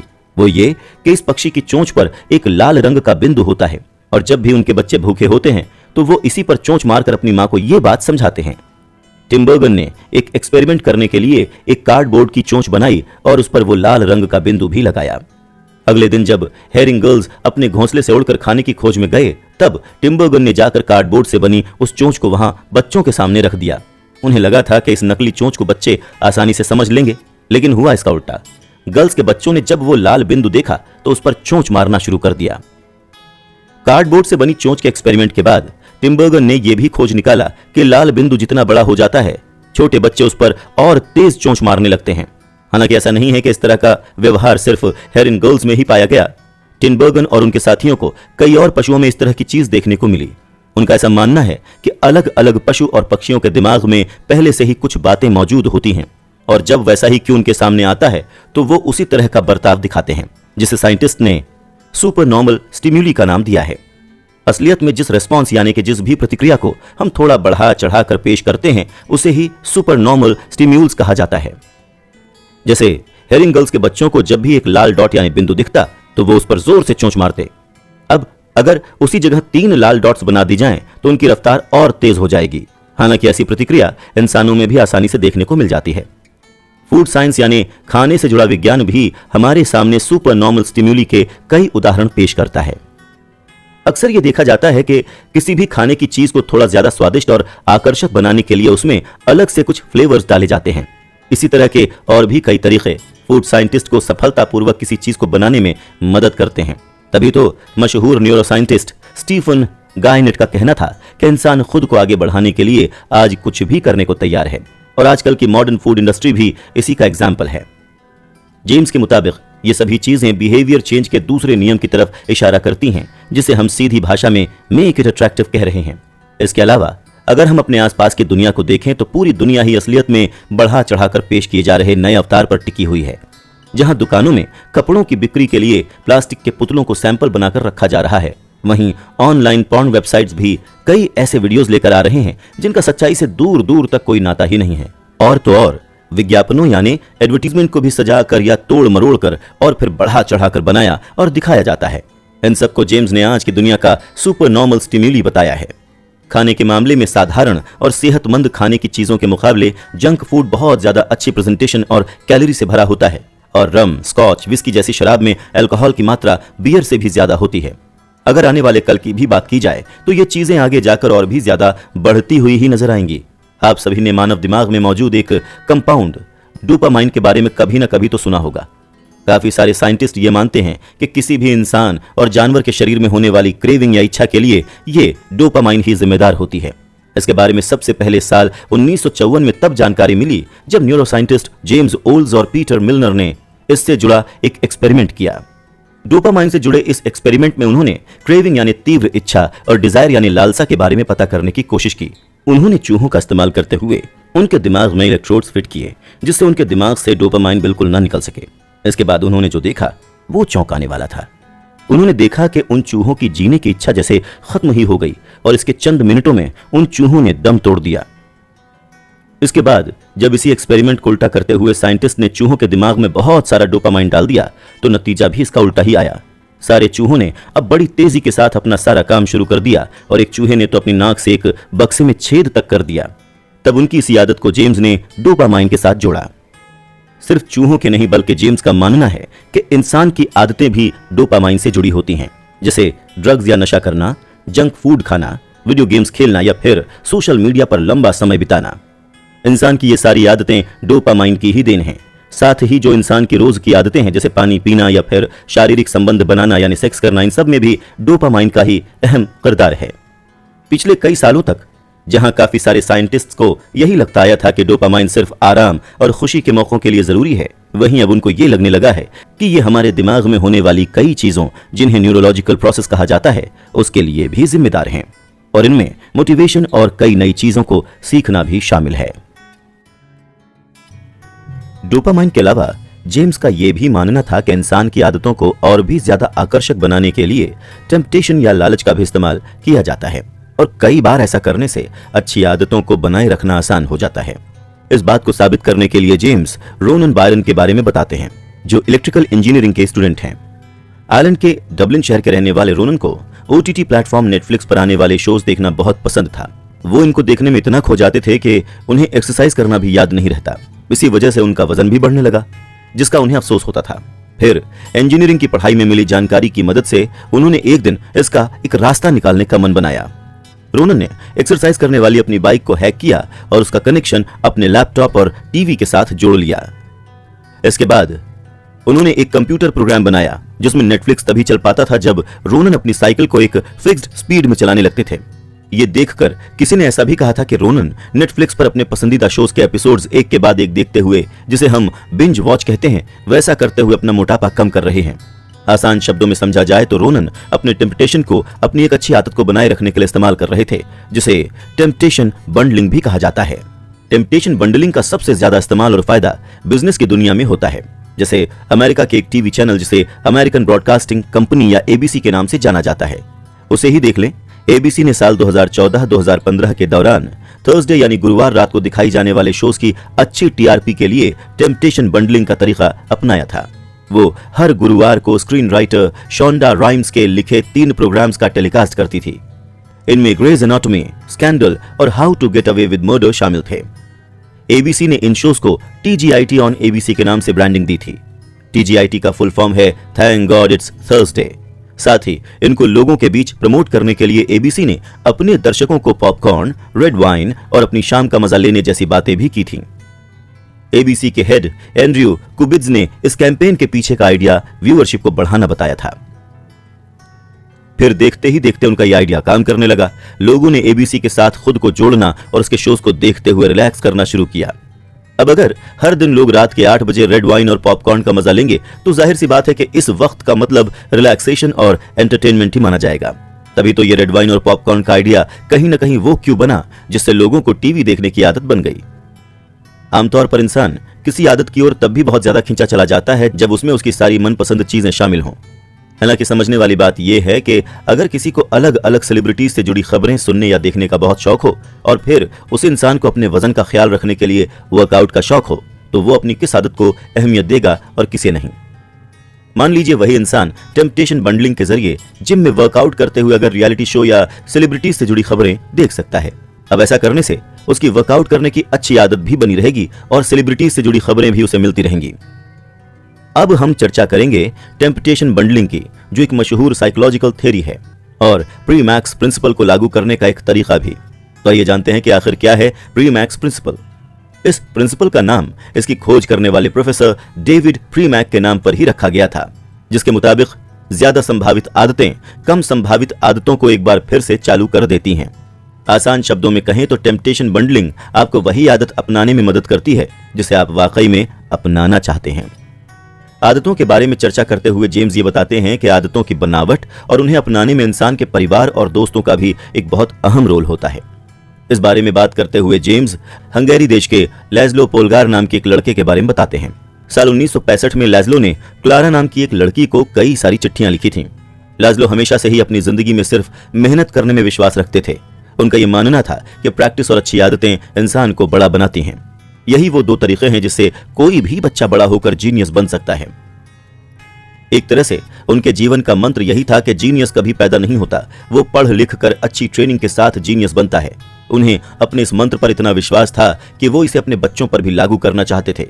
और एक वक्त वो क्लारा को चिट्ठियां इसलिए लिखा करते थे क्योंकि बच्चों के लिए उन्हें एक पत्नी की जरूरत थी। क्लारा एक टीचर थीं और वो भी लैज़लो के मंत्र पर विश्वास करती थीं। लैज़लो को ऐसा लगता था कि उनकी बात को साबित करने के लिए शतरंज यानी चेस सबसे सही चीज है। लैज़लो और क्लारा ने मिलकर यह भी तय किया कि शादी के बाद वो अपने बच्चों को चेस प्रोडिजीज बनाएंगे। प्रोडिजी उसे कहते हैं जो किसी फील्ड में माहिर या एक्सपर्ट होते हों। लाजलो ने यह भी सोचा था कि उनके बच्चों को घर में ही स्कूल की पढ़ाई कराई जाएगी और उनका बाकी वक्त शतरंज का खेल सीखने में लगाया जाएगा। इसके बाद लाजलो ने क्लारा से शादी की और अगले कुछ सालों में वो दोनों 3 बच्चियों के माता पिता बने, जिनके नाम सुजैन, सोफिया और जूडिथ थे। तीनों बच्चियों में सबसे बड़ी थी सुजैन। उसने 4 साल की उम्र से ही चेस खेलना शुरू कर दिया था। खेल के शुरुआती 6 महीनों के अंदर ही सुजैन अपने से बड़े खिलाड़ियों को भी हरा देती थी। इसके बाद थी सोफिया, जो चेस खेलने में सुजैन को भी मात दे देती थी। महज 14 साल की उम्र में वो चेस के विश्व चैंपियन बन गई और उसके कुछ सालों बाद ग्रैंड मास्टर भी। वहीं लाजलो की सबसे छोटी बेटी जूडिथ तीनों बच्चियों में से सबसे तेज थी। 5 साल की उम्र में उसने अपने पिता को इस खेल में हरा दिया था और जब जूडिथ 12 साल की हुई तब उसका नाम विश्व के सर्वश्रेष्ठ 100 खिलाड़ियों की लिस्ट में आ गया था। उन खिलाड़ियों में वो सबसे कम उम्र की थी। वहीं जब उसकी उम्र 15 साल की हुई तो वो सबसे कम उम्र की ग्रैंड मास्टर भी बन गई। यहाँ पर लाजलो और उसकी बच्चियों की कहानी बताने का मकसद आपको यह समझाना है कि कैसे पसंद आने वाले क्यूज अक्सर आदतों में बदल जाते हैं। पोलगर बहनों को चेस खेलना इतना अच्छा लगने लगा था कि सोफिया तो बाथरूम में भी चेस खेलती थी। हालांकि उसका ऐसा करना किसी भी तरह से अजीब या एबनॉर्मल नहीं था। ऐसे ही कई बार लोग अपने करीबी लोगों से भी किसी आदत को अपना लेते हैं, फिर चाहे वो अच्छी हो या बुरी। जिस तरह से माता पिता किसी बहस में हिस्सा लेते हैं, बच्चे भी उनके उस तरीके को अपने आप में ढालने की कोशिश करने लगते हैं। या फिर जब किसी के दोस्त नशा करते हैं तो उन्हें भी नशा करने का मन हो जाता है। इसके अलावा जब कोई पति ये देखता है कि उसकी पत्नी को दरवाजा बंद करने के बाद भी एक बार फिर से चेक करने की आदत है, तो कहीं ना कहीं उसमें भी ये आदत अपने आप ही आ जाती है। जेम्स के मुताबिक हम जिस इंसान के जितना करीब होते हैं, उससे उसकी किसी आदत को हम ज्यादा जल्दी अपना लेते हैं। कई रिसर्च और स्टडीज में भी ऐसा पाया गया है कि लगभग 57% लोग अपने दोस्तों या परिवार वालों से कुछ आदतें अपना लेते हैं। अब जब तक ये आदतें अच्छी हों तब तक कोई दिक्कत नहीं होती, लेकिन दिक्कत तब होती है जब आदतें अच्छी ना हों। स्पेस तक जाने वाले एस्ट्रोनॉट माइक मेसिमिनो जब MIT यानी अमेरिका के मैसाचुसेट्स इंस्टीट्यूट ऑफ टेक्नोलॉजी में एक ग्रेजुएट छात्र थे, तब उन्होंने रोबोटिक्स की क्लास में एडमिशन लिया था। इस क्लास के टोटल 10 स्टूडेंट्स में से 4 आगे जाकर एस्ट्रोनॉट्स ही बने। अब इस कहानी से इतना तो साफ है कि अगर किसी इंसान के आसपास अच्छी आदतों वाले दोस्त और परिवार वाले हों तो उसमें भी अच्छी आदतें आ ही जाती हैं। इसीलिए इंसान को हमेशा एक ऐसा कल्चर या ऐसे लोगों के साथ जुड़े रहना चाहिए जहां बर्ताव या व्यवहार बिल्कुल आम हो। अब यहां नॉर्मल से हमारा मतलब है कि अच्छी आदतों वाले पॉजिटिव लोग, जिनके साथ रहकर इंसान पॉजिटिव बन सके या सोच सके। जैसे अगर आपके दोस्त और परिवार वालों में ज्यादातर लोग फिट हैं तो आपका मन भी वर्कआउट की तरफ खींचा चला जाएगा, जो एक अच्छी आदत है। वैसे ही अगर किसी इंसान के दोस्तों में संगीत प्रेमियों की तादाद या संख्या काफी ज्यादा हो तो देखते ही देखते उस इंसान का मन भी इसकी तरफ आकर्षित या अट्रैक्ट होने लगेगा। इसीलिए अपनी आदतों को और भी ज्यादा आकर्षक बनाने के लिए इंसान को अपने आसपास का कल्चर हमेशा पॉजिटिव रखना चाहिए। साथ ही उसे ऐसे लोगों के साथ दोस्ती बनानी चाहिए जो उसे हमेशा अच्छी आदतों की तरफ ले जाएं। क्योंकि भले ही अकेले किसी काम को करने का मोटिवेशन कम हो, लेकिन 4 लोगों के साथ उसी काम को करने का मोटिवेशन अपने आप आने लगता है। इतना ही नहीं, इंसान को अच्छी आदतें अपनाने के साथ ही अपनी बुरी आदतों को ढूंढकर उनकी वजहों को जड़ से उखाड़ फेंकना चाहिए। ज्यादातर बार ऐसा होता है कि हर बुरी आदत की एक क्रेविंग होती है जो हमें अंदर से आती है। ऐसा नहीं है कि उस एक आदत के बिना हमारा गुजारा नहीं हो सकता, फिर भी ऐसे में मान लीजिए कि अगर किसी को पिज्जा खाने का मन हो रहा है तो ऐसा इसलिए नहीं हो रहा क्योंकि वो इंसान पिज्जा खाने से ही जिंदा रह पाएगा, बल्कि ऐसा इसलिए हो रहा है क्योंकि उस इंसान को अंदर से पिज्जा खाने की मोटिवेशन या क्यू मिल रही है। अगर इस क्यू को ही हटा दिया जाए तो उस इंसान का मन भी पिज्जा से यूं ही आसानी से हट जाएगा।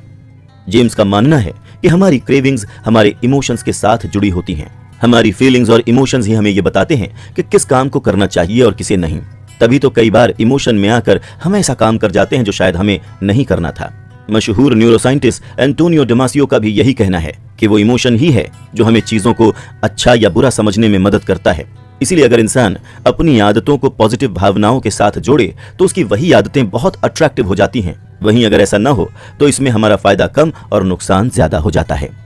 किसी भी आदत को अपनाने से पहले इंसान को इस बात पर गौर करना चाहिए कि उस आदत से उसे क्या फायदा होने वाला है। तो आइए इसी के साथ बिहेवियर चेंज के तीसरे नियम के बारे में जानने के लिए चलते हैं अपने अगले एपिसोड की ओर। इस एपिसोड की शुरुआत हम एक कहानी के साथ करते हैं जिसके बारे में जेम्स को अपनी रिसर्च के दौरान पता चला था। अमेरिका के शहर फ्लोरिडा के एक प्रोफेसर थे जिनका नाम था जेरी। उन्होंने एक बार अपनी फोटोग्राफी की क्लास के स्टूडेंट्स को 2 हिस्सों में बांट दिया। ऐसा करने की वजह थी एक प्रोजेक्ट जिसमें उन स्टूडेंट्स को 2 ग्रुप में काम करना था। जेरी ने एक ग्रुप का नाम क्वालिटी ग्रुप रखा जो पहले से अपनी खींची हुई तस्वीरों पर काम करेंगे। वहीं दूसरे ग्रुप का नाम रखा क्वांटिटी ग्रुप जो नई तस्वीरें खींचकर उन पर काम करने वाले थे। अब रूल ये था कि जो भी स्टूडेंट 100 तस्वीरें लाएगा उसे A ग्रेड मिलेगी, फिर जो 90 लाएगा उसे B और जो 80 तस्वीरें लाएगा उसे C ग्रेड दिया जाएगा। उस वक्त कमरे के दाईं ओर जो भी स्टूडेंट्स मौजूद थे उन्हें क्वालिटी ग्रुप में रखा गया। उन्हें अपनी पहले की तस्वीरों पर ही नंबर मिलने वाले थे, इसीलिए वो एक जगह पर ही बैठे हुए थे क्योंकि उनके घूमने फिरने का कोई काम ही नहीं था। उधर क्वांटिटी ग्रुप के स्टूडेंट्स तस्वीरें लेने के लिए इधर उधर घूम रहे थे। आखिर में जब नतीजा आया तो ये देखा गया कि क्वांटिटी ग्रुप ने ही सारी अच्छी तस्वीरें दी थीं। तो इसका मतलब क्या हुआ? इसका मतलब ये हुआ कि सिर्फ क्वांटिटी ग्रुप ही अपनी तस्वीरों के लिए मेहनत करने में लगा हुआ था, वहीं क्वालिटी ग्रुप ने इस दौरान कुछ भी नहीं किया। यही वजह थी कि उनके ग्रुप से ही ज्यादा अच्छी तस्वीरें आई थीं। जेम्स इसे मोशन में होना और एक्शन लेने के बीच का फर्क कहते हैं, क्योंकि दोनों ग्रुप को आइडिया एक ही मिला था लेकिन दोनों के काम करने का तरीका बिल्कुल अलग था। ऐसे में जब आप मोशन में होते हो यानी घूमते हुए काम करते रहते हो तब आप कई बार बहुत कुछ नया भी सीखते हो, लेकिन जब आप एक ही जगह पर रहोगे तो चाहे आप कितना भी अच्छा प्लान क्यों ना कर रहे हो उससे कुछ खास सीखने को नहीं मिल पाता है। हम मोशन और एक्शन के बीच का फर्क समझाने के लिए आइए आपको एक और एग्जाम्पल देते हैं। जैसे अगर आपको एक आर्टिकल लिखना है और आप उसके लिए 20 आइडियाज सोच कर रखते हैं या फिर उन्हें लिखते हैं तो ऐसे में आप मोशन में कहलाएंगे। लेकिन वहीं अगर आप बैठकर सिर्फ एक ही आर्टिकल लिखते हैं क्योंकि आपको एक ही आर्टिकल लिखना है तो ऐसे में यह आपका एक्शन कहलाएगा। इसे ऐसे भी समझ सकते हैं कि अगर आप फिट रहना चाहते हैं और इसके लिए आप एक अच्छे डाइट प्लान की तलाश करते रहते हैं तो आप मोशन में कहलाएंगे, लेकिन अगर आप अपने आप से बिना किसी तलाश के कुछ हेल्दी खाना शुरू कर देते हैं तो वो आपका एक्शन होगा।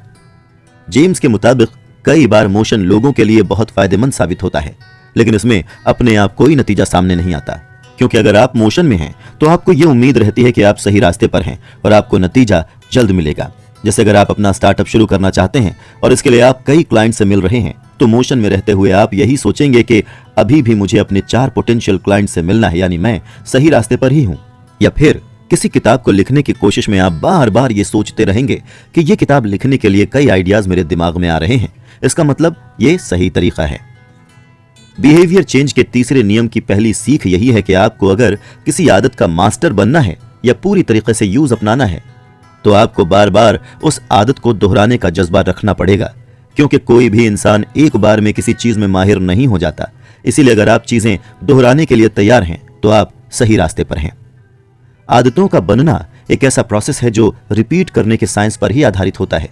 जितना कोई इंसान एक चीज को बार बार दोहराता है उतना ही उसका दिमाग उसके हर हिस्से को सेट करता रहता है और देखते ही देखते वो एक्टिविटी उस इंसान की आदत बन जाती है। न्यूरोसाइंटिस्ट इसे लॉन्ग टर्म पोटेंशिएशन का नाम देते हैं, यानी एक ऐसी चीज जो लंबे समय तक आपके दिमाग में रह जाने वाली है, और इस प्रोसेस से दिमाग में मौजूद न्यूरॉन्स का आपस का कनेक्शन और भी मजबूत होता है। इस प्रोसेस को सबसे पहले साल 1949 में डोनाल्ड हेब ने ढूंढा और इसके बारे में चर्चा की थी, और तभी से इस प्रोसेस को हेब्स लॉ कहा जाता है। हेब्स का कहना था कि जो न्यूरॉन्स आपस में मिलकर काम करते हैं उनका कनेक्शन हमेशा उतना ही मजबूत बना रहता है। जैसे कि जब कुछ साइंटिस्ट ने लंदन में टैक्सी चलाने वालों के दिमाग पर स्टडी की तो उन्होंने पाया कि उनके दिमाग का एक हिस्सा जिसे हिप्पोकैम्पस कहा जाता है वो हिस्सा उन लोगों से काफी बड़ा होता है जो टैक्सी चालक नहीं है। इससे भी दिलचस्प बात यह थी कि जब वो टैक्सी चालक उस काम को छोड़ देते थे तो उनके दिमाग के हिप्पोकैम्पस का साइज भी कम हो जाता था। अब यहाँ ये जान लेना भी जरूरी है कि जब भी कोई इंसान किसी एक्शन को दोहराता है तब उससे जुड़ी उसके दिमाग की नसें एक्टिव हो जाती हैं। इसका मतलब कि किसी एक्शन को बार बार दोहराने का सीधा संबंध किसी नई आदत को अपनाने से ही होता है। इस टॉपिक पर बात करते हुए जेम्स ये भी बताते हैं कि इस किताब को लेकर भी एक सवाल का उन्हें कई बार सामना करना पड़ा था। वो सवाल ये था कि किसी नई आदत को अपनाने में कितना वक्त लग जाता है। इस सवाल के बारे में थोड़ा सोचा जाए तो इसके अंदर छुपा हुआ सवाल यह है कि किसी आदत को अपनाने के लिए उसे कितनी बार दोहराना पड़ता है। ऐसे में यहाँ जेम्स साफ कर देना चाहते हैं कि आदतों की बनावट में जादू या चमत्कार जैसा कुछ नहीं होता। चाहे कोई इंसान अपने एक एक्शन को 30 बार दोहराए या 300 बार, इससे कोई फर्क नहीं पड़ेगा। किसी भी आदत को अपनाते वक्त फर्क सिर्फ इस बात से पड़ेगा कि वो इंसान किस तेजी से अपने एक्शन को दोहराता है, क्योंकि इंसान की अभी जो भी आदतें हैं वो शायद ऐसे ही कई रिपीटिशंस के बाद आई हैं। तो नई आदतों के लिए भी उतनी बार रिपीटिशंस होना जरूरी होता है और आपको उस आदत को बार बार दोहराना पड़ेगा। हालांकि ऐसा आप तभी कर पाएंगे जब आपकी वो आदत इजी यानी आसान हो, और तभी बिहेवियर चेंज के तीसरे नियम को जेम्स ने मेक इट इजी बताया है। बिहेवियरल चेंज के तीसरे नियम से जुड़ा एक और नियम आता है जिसे 2 मिनट रूल यानी 2 मिनट का रूल कहा जाता है। इस पर बात शुरू करने से पहले आइए आपको ट्वेला थाप के बारे में बताते हैं। ट्वेला मॉडर्न एज की बहुत बड़ी और मशहूर कोरियोग्राफर हैं। साल 1992 में उन्हें मैक ऑर्थर फेलोशिप से सम्मानित किया गया था, जिसे आम भाषा में जीनियस ग्रांट भी कहा जाता है। आज भी वो दुनिया के कई हिस्सों में शोज किया करती हैं, और जब उनसे पूछा जाता है कि उनके सफल करियर का राज क्या है, तो थाप इसका श्रेय अपनी अच्छी आदतों को देती हैं। थाप कहती हैं, मैं अपने दिन की शुरुआत एक रिचुअल के साथ करती हूँ। मैं सुबह के 5:30 बजे उठकर अपने वर्कआउट के कपड़े पहनकर अपने घर से निकलती हूँ और एक टैक्सी लेकर जिम जाती हूँ। मैं जानती हूँ कि जैसे ही मैं हर दिन जिम जाने के लिए टैक्सी में सवार होती हूँ, मेरा रिचुअल पूरा हो जाता है। काफी सारे रिसर्चर्स भी इन बातों पर रिसर्च करने के बाद ऐसा ही मानते हैं कि 40 से 50% लोग जो भी काम करते हैं वो कहीं ना कहीं उनकी किसी न किसी आदत से जुड़ा होता है। दरअसल आदतें हाईवे तक पहुंचने के लिए इंसान का दरवाजा होती हैं, और ये ही आपको अपनी अगली आदत को अपनाने के रास्ते तक लेकर जाती हैं। 2 मिनट रूल इसका सबसे बेहतरीन एग्जाम्पल है। इस रूल के हिसाब से जब आपको एक नई आदत लग जाती है तो रोज आपको उसे करने में 2 मिनट से भी कम वक्त लगना चाहिए। लेकिन ये सोच लेना कि उस आदत को 2 मिनट के लिए करना ही बहुत है, ये लोगों की गलतफहमी हो सकती है। हमारा लक्ष्य, ये टारगेट हमेशा इस आदत को लंबे समय तक के लिए बनाए रखना ही है। बस इसकी शुरुआत हमें 2 मिनट से करनी चाहिए। अब अगर 2 मिनट का ये नियम आपको ज्यादा लगता है तो पहले कुछ दिन आप इसे करने के बाद थोड़ा रुक जाएं। जैसे अगर आप ध्यान कर रहे हैं तो 2 मिनट के बाद रुक जाएं, या फिर आप दौड़ रहे हैं तो भी 2 मिनट के बाद कहीं रुक जाएं या ब्रेक ले लें। ऐसा करते करते वही आदत आपके साथ लंबे समय के लिए जुड़ जाएगी। इसका मतलब ये हुआ कि अगर इंसान को अपनी किसी अच्छी आदत को लंबे समय के लिए अपने साथ बनाए रखना हो तो उसे इसकी शुरुआत 2 मिनट वाले व्यवहार या रूल से करनी चाहिए। ऐसा करते हुए 2 मिनट के लिए किसी काम को करते करते कब वही एक काम आपकी आदत में बदल जाएगा, आपको इसका पता भी नहीं चलेगा। अगर आपको एक लंबी और स्वस्थ जिंदगी बितानी है, अगर आपको फिट रहना है, या अगर आपको शादी के बाद एक खुशहाल जिंदगी चाहिए, तो इन सभी चीजों को पाने के लिए जो पहला कदम आपको उठाना है वो है अपनी अच्छी आदतों को 2 मिनट के लिए अपनाने की शुरुआत करना।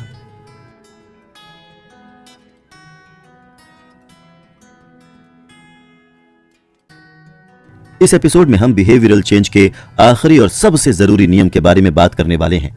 लेकिन इसके बारे में बात करने से पहले आइए आपको एक पब्लिक हेल्थ कर्मचारी के बारे में बताते हैं। सन 1990 के दशक में स्टीफन लूबी, जो अब तक अमेरिका के नेब्रास्का राज्य के ओमाहा शहर में रहा करते थे, उन्होंने अचानक से पाकिस्तान के कराची जाने का मन बना लिया और इसके लिए टिकट भी खरीद लिया। उस वक्त कराची दुनिया के कई मशहूर शहरों में से एक हुआ करता था। साल 1998 तक करीब 9 मिलियन से भी ज्यादा लोग कराची को अपना घर बताते थे।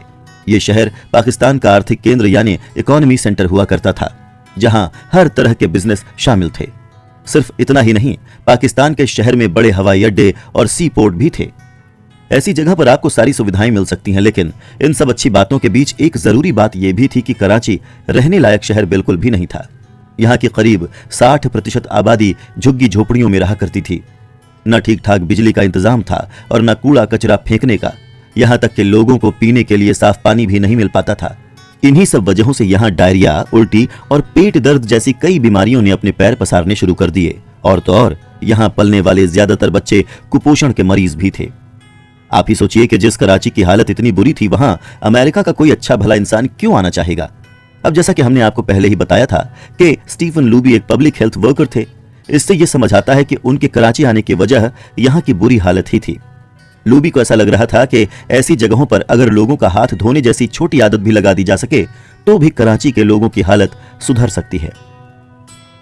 जब स्टीफन लूबी अपनी टीम के साथ कराची पहुंचे तो उन्होंने देखा कि यहाँ के लोगों को पहले से ही हाथ धोने की अहमियत के बारे में पता था, लेकिन जिस बात का अंदाजा उन्हें बिल्कुल नहीं था वो ये कि हाथों को धोने का भी एक सही तरीका होता है। लूबी ने देखा कि कुछ लोग सिर्फ पानी से हाथ धो लेते हैं या फिर कोई एक ही हाथ धो लेता है और कुछ तो खाना बनाने से पहले हाथों को धोना ही भूल जाते हैं। ये सब देखकर ऐसा लग रहा था कि सबको पता था कि हाथों को धोना अच्छी बात है, लेकिन कोई भी इसे अपनी आदत नहीं बना पा रहा था। इस हालात का सोल्यूशन निकालने के लिए लूबी ने प्रॉक्टर एंड गैम्बल नाम की एक कंपनी से हाथ मिलाया। प्रॉक्टर एंड गैम्बल का मकसद आसपास के सभी इलाकों तक सेफ गार्ड साबुन पहुंचाना था। धीरे धीरे ये साबुन कराची के लोगों को बहुत पसंद आने लगा। इस साबुन में बहुत आसानी से झाग आ जाता था और इसकी महक भी अच्छी थी। यही वजह थी कि धीरे धीरे लोगों को इस साबुन से हाथ धोने में मजा आने लगा। लूबी ने इस बारे में बताया कि ये एक तरह से लोगों के हाथ धोने की आदत को अपनाने की शुरुआत थी। लूबी और प्रॉक्टर एंड गैम्बल के इस कदम के अगले 2 महीनों में कराची के लोगों में बीमारियां बहुत कम दिखाई देने लगीं। जहां डायरिया के मरीज की तादाद 52% तक कम थी, वहीं निमोनिया के मरीजों की संख्या भी कम होने लगी। 6 साल के बाद लूबी एक बार फिर उन लोगों के घरों तक गए जिनमें ये बीमारियां दिखी थीं। अब उनकी हालत में और भी ज्यादा सुधार आ गया था, और ऐसा इसलिए हुआ क्योंकि उन्हें उस साबुन से हाथ धोने में अच्छा लगने लगा था, जिससे उन्हें सफाई की आदत लग गई। लूबी और प्रॉक्टर एंड गैम्बल की इस कहानी को आपके साथ शेयर करने का जेम्स का मकसद आपको यह बताना है कि कैसे किसी आदत को पसंद के हिसाब से बनाने की वजह से लोगों में उसे अपनाने की तादाद बढ़ने लगती है। बिहेवियरल चेंज के आखिरी नियम के मुताबिक हमें किसी भी आदत को इतना सेटिस्फाइंग या आकर्षक बनाना चाहिए जिससे लोग उसे अपनाने में दिलचस्पी दिखाएं, क्योंकि ऐसा होने पर इंसान उस आदत को आसानी से अपना लेता है। हालांकि यह आइडिया सिर्फ साबुन के लिए ही कारगर है, ऐसा नहीं है। अगर आप अपने आसपास के बिजनेस को देखें तो टूथपेस्ट या च्युइंगम जैसी कंपनियां भी इसी तरीके का इस्तेमाल करती हैं। च्युइंगम की ही बात की जाए तो साल 1800 से पहले भी इसकी बिक्री होती थी, लेकिन जब साल 1891 में इसकी मशहूर कंपनी रिंगले ने च्युइंगम्स बनाना शुरू किया, तब से जैसे ये पूरी दुनिया के लोगों की एक आदत सी बन गई थी। लेकिन ऐसा क्यों हुआ, अब हम उसकी वजह जानने की कोशिश करेंगे। साल 1891 के पहले जब कंपनियां च्युइंगम्स बनाती थीं, तब उनका स्वाद काफी खराब होता था। इस वजह से लोग इसे ज्यादा दिनों तक खा नहीं पाते थे। उस वक्त रिंगले ने इस बात को समझकर च्युइंगम्स में स्पेयरमेंट और जूसी फ्रूट्स जैसे फ्लेवर्स डालने की कोशिश की, जिससे उनके वो च्युइंगम्स टेस्टी बन सके। जिसके बाद उन्होंने थोड़ा और दिमाग लगाते हुए च्युइंगम्स को मुंह साफ रखने का जरिया बनाया, जिससे लोग इसकी तरफ और भी ज्यादा आकर्षित होने लगे। ऐसी कहानियां ये साबित करती हैं कि बिहेवियरल चेंज का सबसे जरूरी नियम यह है कि कैसे अपनी आदतों को आकर्षक बनाया जाए, जैसा उसको इस्तेमाल करने वालों को पसंद आए, क्योंकि आपको भी वही आदतें पसंद आएंगी जिसमें आपको दिलचस्पी होगी, और जिन आदतों का नतीजा ही सही ना हो, उन आदतों को अपनाने में लोगों को मुश्किल तो होगी ही। हालांकि इन नतीजों को आने में थोड़ा वक्त जरूर लग सकता है। फिलहाल किसी भी आदत को अपनाना जितना आसान होता है, उसे बनाए रखना उतना ही मुश्किलों से भरा। लेकिन फिर भी हमें कोशिश करनी चाहिए कि कोई भी अच्छी आदत हमसे छूट न जाए। साल 1993 में कनाडा के एबॉट्सफोर्ड शहर के एक बैंक ने ट्रेंट डिज्मिड नाम के एक युवक को स्टॉक ब्रोकर की पोस्ट के लिए चुना था। स्टॉक ब्रोकर वो होता है जो अपनी कंपनी के लिए बाजार से शेयर खरीदता है। एबॉट्सफोर्ड कनाडा के एक और शहर वैंकूवर से काफी करीब था, और वैंकूवर एक ऐसा शहर था जहां बड़े बड़े बिजनेस डील्स फाइनल किए जाते थे। ऐसे में कोई भला कैसे एक छोटे से शहर के डिज्मिड पर भरोसा कर पाता। लेकिन उसने इस बात को बस अपनी एक छोटी सी आदत से गलत साबित कर दिया। डिज्मिड हर सुबह 2 डिब्बे लेकर बैठता था, जिनमें से एक 120 पेपर की क्लिप से भरा होता और दूसरा बिल्कुल खाली। जैसे जैसे दिन की शुरुआत के साथ डिज्मिड सेल्स कॉल करना शुरू करता था, तो वो क्लिप से भरे हुए डिब्बे से एक क्लिप निकालकर एक दूसरे डिब्बे में रख देता था। ऐसे ही उसके कॉल्स और क्लिप्स की अदला बदली का सिलसिला चलता रहता। अब जब तक वो डिब्बा खाली या बॉक्स भर नहीं जाता, तब तक वो फोन कॉल्स करना बंद नहीं करता था। इस तरह से 18 महीनों के अंदर डिज्मिड की कंपनी को करीब $5 मिलियन का फायदा होने लगा। जब तक 4 साल हुआ, वो हर महीने $75,000 कमाने लगा था, जिसके कुछ दिनों बाद ही उसे एक बढ़िया सी नौकरी भी मिल गई।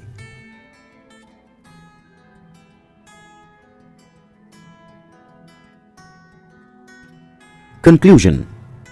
जेम्स क्लियर की बुक एटॉमिक हैबिट्स पर चर्चा करते हुए हमने आपको बताया कि कैसे छोटे छोटे बदलाव आपकी जिंदगी में बेहतरीन नतीजे लेकर आ सकते हैं। इसके अलावा बहुत सीधी और आसान भाषा में आपने सुना कि किस तरह आज के समय में दुनिया के मशहूर हुए लोगों ने भी कभी इन अच्छी आदतों को अपनाकर ही अपने आप को इस काबिल बनाया था। चर्चा के दौरान हमने ये भी जाना कि हमारी छोटी छोटी आदतों का हमारे दिमाग पर कितना असर होता है, अब फिर चाहे आदत अच्छी हो या बुरी। कई बार यही आदतें हमारी पर्सनैलिटी को भी और निखारने में मदद करती हैं। क्या आपको इससे पहले इस बात का जरा सा भी अंदाजा था कि इंसान की आदतों में होने वाले बदलावों के भी अपने नियम होते होंगे? शायद नहीं, लेकिन जेम्स ने अपनी किताब पर चर्चा करते हुए हमें यह भी बताया कि बिहेवियरल चेंज की थ्योरी के मेन 4 रूल या नियम होते हैं। बिहेवियरल चेंज के पहले नियम में हमने जाना कि कैसे अपनी आदतों को कई बार ऑब्वियस बनाना होता है, वहीं जरूरत पड़ने पर इंसान अपनी इन्हीं ऑब्वियस आदतों को छोड़ भी देता है, और यह इस बात पर डिपेंड करता है कि वो आप पर अच्छा असर डाल रही हैं या बुरा। हालांकि दूसरे नियम में जेम्स ने आदतों को थोड़ा अट्रैक्टिव बनाने की बात कही, क्योंकि उनका मानना था कि आदतें जितनी अट्रैक्टिव होंगी, लोग उसकी तरफ उतने ही खिंचे हुए आएंगे। इसीलिए अच्छी आदतों को अपनाते वक्त इस दूसरे नियम की बड़ी भूमिका होती है। इसके अलावा बिहेवियरल चेंज के तीसरे और चौथे नियम में आदतों को आसान और सेटिस्फाइंग यानी संतुष्ट बनाने की बात कही गई, क्योंकि अगर इंसान की आदतें उसे सेटिस्फैक्शन नहीं देंगी तो वो ज्यादा दिनों तक उन आदतों के साथ बना रह नहीं पाएगा। और वहीं अगर आदतों को सेटिस्फाइंग बनाना है तो उनका आसान होना भी बहुत जरूरी है। तभी जेम्स ने 2 मिनट रूल और द गोल्डीलॉक्स रूल के बारे में बताया, जिससे लोगों को अपनी ही आदतों को समझने में मदद मिल सके। हम यही उम्मीद करते हैं कि एटॉमिक हैबिट्स की इस बुक समरी को सुनकर आपको भी अपनी जिंदगी में कुछ छोटे बदलाव लाने का मोटिवेशन मिला होगा और आपको इन बदलावों का एक बेहतरीन नतीजा भी मिलेगा। ऐसी ही और भी कई दिलचस्प किताबों पर चर्चा के लिए आप बने रहिए। नॉट सब्सक्राइब परसेंटेज 100% है, तो प्लीज़ अगर वीडियोस पसंद आती है तो चैनल को सब्सक्राइब कर दिया करें। और आप हमें सजेस्ट कर सकते हैं कि नेक्स्ट वीडियो किस ऑडियो बुक की सुनना चाहते हैं। एक और आईडी चेक आउट कर लीजिएगा, अगर पसंद आती है तो फॉलो करिएगा। Thanks for watching, bye bye.